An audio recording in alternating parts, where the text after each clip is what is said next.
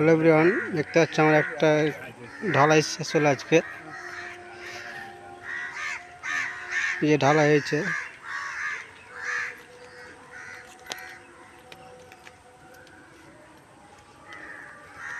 যে ঢালাই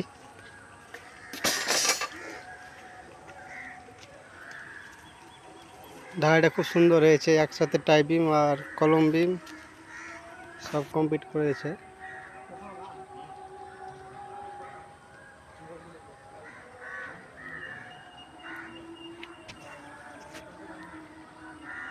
তো আমার লাইফে প্রথম দেখলাম এরকম ঢালাই।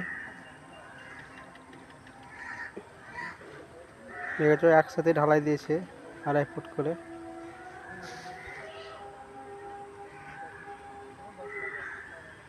কালকে দেখাবো সেন্টারিং খুলে। তো যদি এরকম ঢালাই করে দেখে থাকো কমেন্ট বক্সে জানাও এই লেভেলে ঢালাই কেউ কোনদিন করেছে কিনা। আমাদের প্রথম। ঠিক আছে, চলো দেখাবো নেক্সট ভিডিওতে।